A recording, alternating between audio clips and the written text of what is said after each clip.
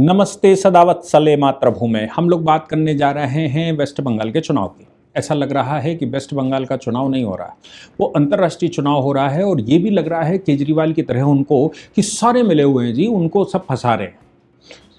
उनके द्वारा किए गए कारनामों को बार बार चिन्हित किया जा रहा है। पहले एसआईआर के मामले में उधम मचाती रही और एसआईआर के मामले में रोज सुनवाई करवाई। सुप्रीम कोर्ट को कहना पड़ा कि क्या वेस्ट बंगाल के अलावा मेरे पास कोई दूसरा काम नहीं है? भाई, मुझे वेस्ट बंगाल के अलावा भी काम है। फिर वो मुर्शिदाबाद के दंगों में एनआईए की इन्वेस्टिगेशन, फिर इसके बाद उनके घोटालों का लगातार अन्वेषण, कभी किताब घोटाला तो कभी शारदा घोटाला तो कभी वो शिक्षक भर्ती घोटाला, मतलब क्या घोटालों का अंबार। फिर आरजीकर हॉस्पिटल में रेप कांड, फिर उसको बचाना और पता नहीं क्या क्या। और कल भी एक आरजीकर हॉस्पिटल में एक मृत्यु हो गई।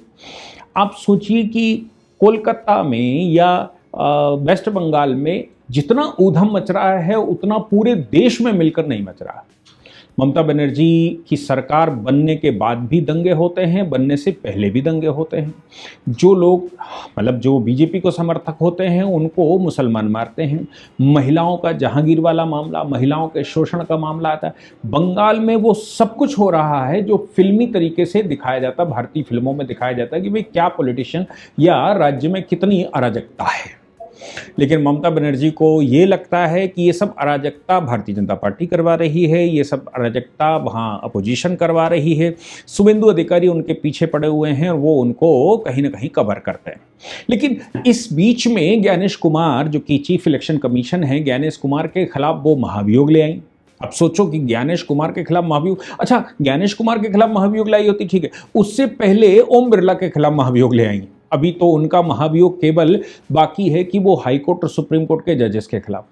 अब ऑनरेबल जस्टिस सूर्यकांत की अदालत में, जो कि इस समय चीफ जस्टिस हैं, उनकी अदालत में लगातार केसेस आ रहे थे। ममता बनर्जी खुद भी उसमें प्रेजेंट हुई थी और बड़ा एक लंबा चौड़ा भाषण देकर, लेक्चर देकर गई थी। फिर कोलकाता में हाई कोर्ट की बिल्डिंग का अनावरण करने गए थे जस्टिस सूर्यकांत, वहां पर भी उन्होंने एक बड़ा भाषण दिया था, एक संवेदनशील भाषण, फैक्टों से अलग। उनको लगा कि जुडिशरी को वो कहीं ना कहीं कैप्चर कर लेंगे या भावनात्मक रूप से वो कहीं ना कहीं उसको मोबिलाइज कर लेंगे। लेकिन ऑनरेबल जस्टिस सूर्यकांत की अदालत से उनको ऐसा कोई रिलीफ नहीं मिला। वो लगातार कहते रहे कि कुछ गड़बड़ है तो मेरे पास लाइए। आप ये कहें कि हम सीधा ऑर्डर करते हैं, बिना सोचे समझे ऑर्डर करते हैं, हम ब्लैंकेट ऑर्डर नहीं कर सकते। इलेक्शन कमीशन के पास पूरी पावर है। वो आईपैक के मामले में भी सुप्रीम कोर्ट में फंसा हुआ है। सुप्रीम कोर्ट ने कहना पड़ा कि भाई अगर मुख्यमंत्री ऐसे करेंगे तो लॉ एंड ऑर्डर कैसे चलेगा, कैसे देखा जाएगा देश।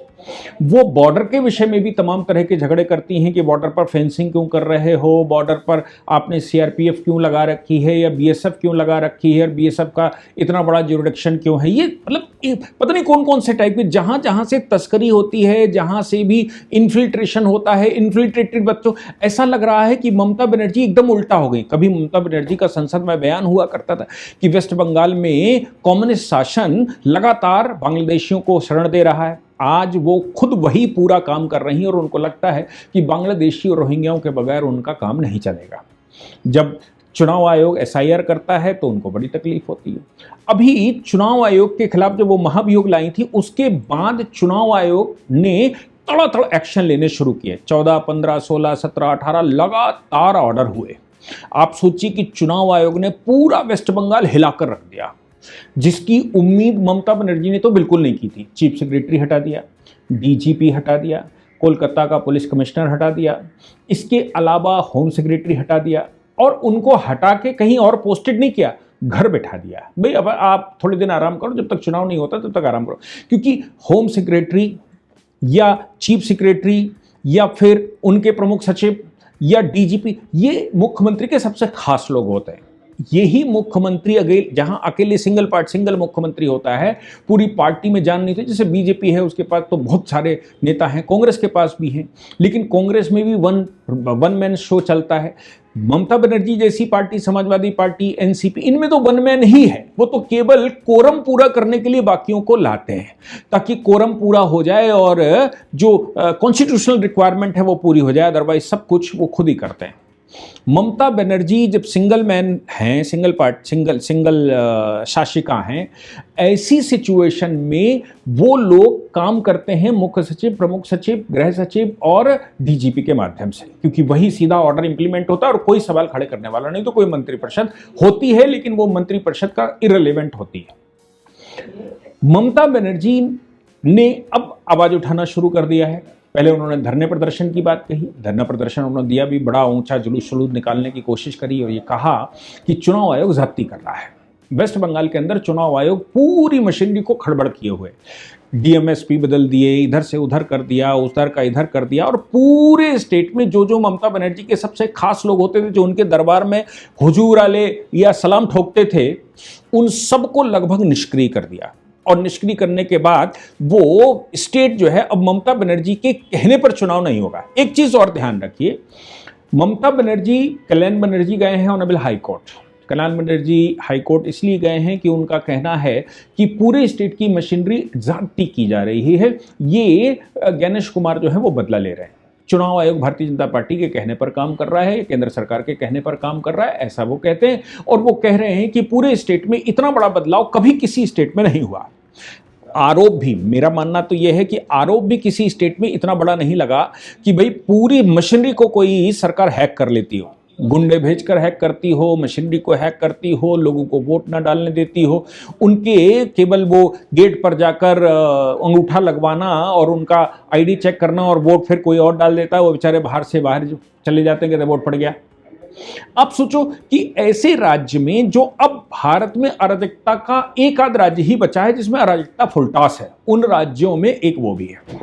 अब देखो कष्ट किसको किसको हो रहा है। केजरीवाल को कष्ट होना स्वाभाविक था, उमर अब्दुल्ला को कष्ट हुआ। उमर अब्दुल्ला ने ट्वीट किया कि भाई ये तो मशीनरी को चुनाव आयोग ने अपने हाथ में ले लिया है और ये तो जाती है और चुनाव आयोग गलत कर रहा है और चुनाव ऐसे नहीं होते।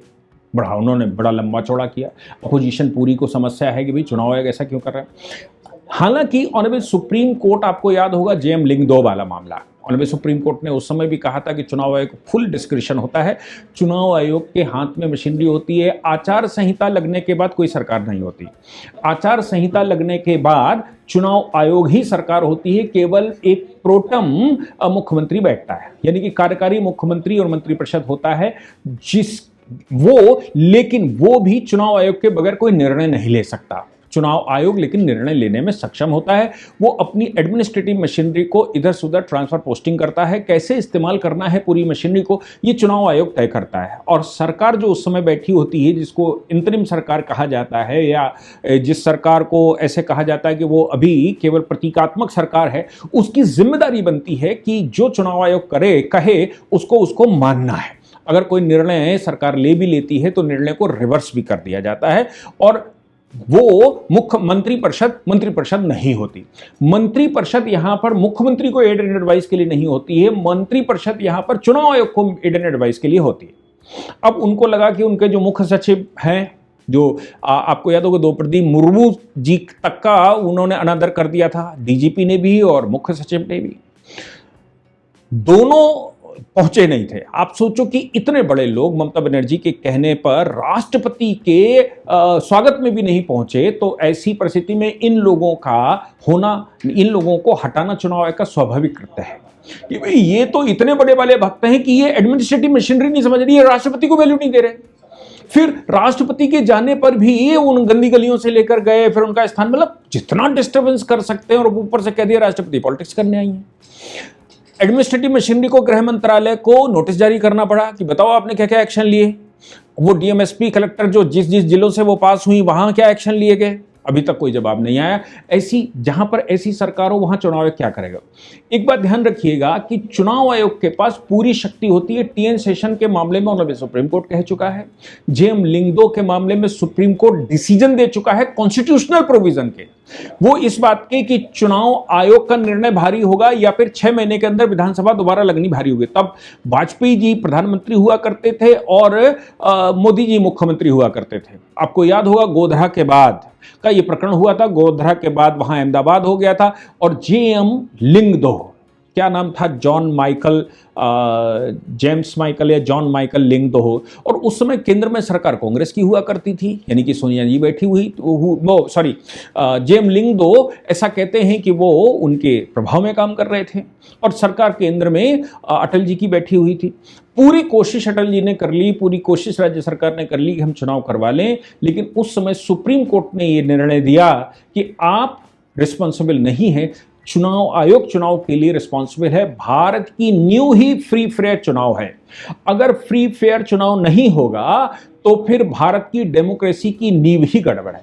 ये चुनाव आयोग की जिम्मेदारी बनती है, अगर किसी राज्य में कोई राज्य का मुख्यमंत्री या सरकार कुछ गड़बड़ करता है तो उसके ऊपर वो सुपरसीड करता है और फुल पावर राज्य के पास होती है। हाई कोर्ट में जब कल्याण बनर्जी और एक अर्क यादव, ऐसा कुछ, ये अर्क कुमार कुछ ऐसा उनका नाम है, ये ऑनरेबल हाई कोर्ट में गए। ये इकोसिस्टम होता है। इकोसिस्टम ये होता है कि भाई हमें ना स्वीकार किया तो एक पीआईएल डलवाई, फिर एक कल्याण बनर्जी चले गए, फिर एक आध और इधर उधर से, तो क्लब ऑफ पिटीशंस हो जाए तो हाई कोर्ट सुनेगा। हालांकि शुक्रवार को जब मेंशन किया गया तो हाई कोर्ट ने अलाउ भी कर दिया, सोमवार को उसकी सुनवाई करेंगे।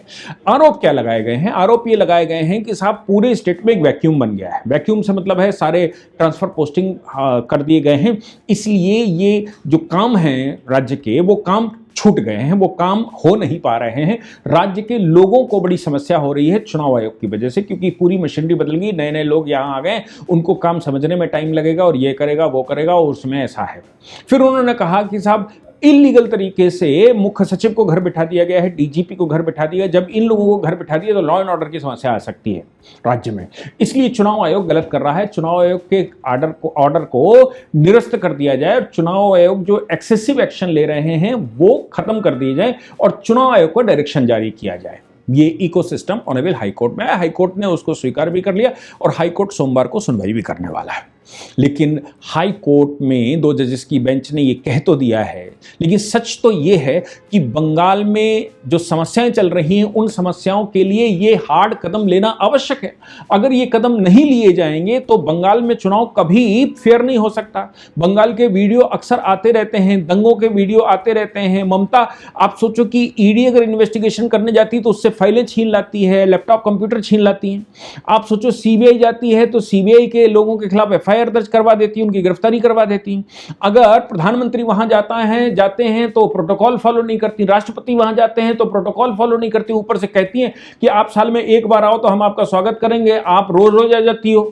अरे राष्ट्रपति देश का सॉवरेन, सोल सॉवरेन होता है, वो मर्जी हो उतने बार जाए, वो अपना केंद्र अगर वहां बना लेगा। मैं आपको एक बात और बता दूं कि आजादी से पहले और जब दिल्ली राजधानी शिफ्ट हुई थी उससे पहले अंग्रेजों ने लगभग 200 वर्ष तक राजधानी कोलकाता में चलाई थी, जो आज राजनिवास है। मैं उस राजनिवास में गया हूं, चूंकि जगदीप धनखड़ साहब वहां पर राज्यपाल हुआ करते थे और मेरा एक कार्यक्रम जादवपुर यूनिवर्सिटी में लगा हुआ था।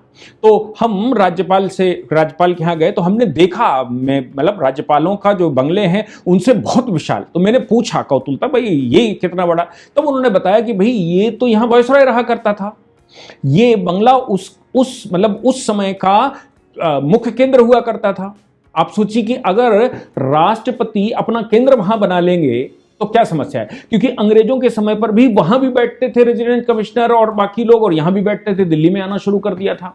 तो ऐसी परिस्थिति में अगर वो वहां बैठ जाएंगे तो क्या राष्ट्रपति का प्रोटोकॉल फॉलो नहीं होगा? क्या राष्ट्रपति की बात नहीं मानी जाएगी? हालांकि राज्यपाल की बात ना मानना ममता बनर्जी ने पहले से तय करके रखा है और राज्यपाल को उन्होंने किसी भी तरह से वो नहीं करके रखा, मानती नहीं है वो राज्यपाल नाम की कोई चीज़ होती है। कभी यूनिवर्सिटी के नाम से, कभी राज्यपाल विजिट के नाम से, कभी राज्यपाल के आदेशों के नाम से, कभी राज्यपाल की प्रोटेक्शन के नाम, मतलब क्या नहीं करती। आप सोचिए, डेमोक्रेसी का पालन कर रही हैं या वो सॉवरेंटी चला रही हैं? वो डिक्टेटर हो गई हैं क्या? अगर चुनाव आयोग फ्री फेयर चुनाव नहीं करवा पाएगा तो फिर चुनाव आयोग का होना बेकार है। मैं समझता हूं ज्ञानेश कुमार जी बहुत दिनों बाद एक ऐसे चुनाव आयोग बैठे हैं जिन्होंने सही मायने में बंगाल में खड़बड़ मचाकर बंगाल में चुनाव करवाने की ठानी है और कोई उसमें अफरा तफरी ना होने पाए, किसी तरह का गड़बड़ी ना होने पाए। सरकार है, लेकिन सरकार में जब चुनाव होता है तो लोग कहते हैं कि सरकार प्रिवेल करती है। सरकार अगर प्रिवेल वहां करेगी तो फिर चुनाव नहीं हो पाएगा। इसलिए ममता बनर्जी अब सुप्रीम कोर्ट नहीं आई इस बार। सुप्रीम कोर्ट क्यों नहीं आई? क्योंकि ऑनरेबल जस्टिस सूर्यकांत की अदालत से उनको कोई रिलीफ ही नहीं मिल रही थी, रोज रोज चली आती थी, एक दिन उनको डांटना पड़ा। इसलिए इस बार उन्होंने चांस ऑनरेबल हाई कोर्ट में लिया है कि हाई कोर्ट में हो सकता है कि कुछ उनको रिलीफ मिल जाए। लेकिन मेरा मानना है कि हाई कोर्ट अगर डिसाइड कर भी देगा तो भी सुप्रीम कोर्ट मामला आएगा, तब चुनाव आयोग सुप्रीम कोर्ट आएगा और फिर सुप्रीम कोर्ट क्या फैसला करेगा ये तो समझ लीजिए। पहली बार भारत के इतिहास में सुप्रीम कोर्ट ने यह फैसला लिया कि एसआईआर के मामले में पूरी जुडिशरी लगेगी, क्योंकि ममता बनर्जी ने कहा कि हमें विश्वास नहीं। ऐसी परिस्थिति में पूरी जुडिशरी लगा दी। अब एक बात और समझ लीजिए, अगर इनके ऊपर चीफ जस्टिस को बिठा दिया सुप्रीम कोर्ट ने, ये मान लो डिसाइड हो गया और मामला सुप्रीम कोर्ट आया और चीफ जस्टिस ने कहा कि अब भाई चीफ जस्टिस बैठेगा वहां पर, ममता बनर्जी इररिलेवेंट होंगी, चीफ जस्टिस होगा और आप मुख्यमंत्री भी नहीं रहेंगी।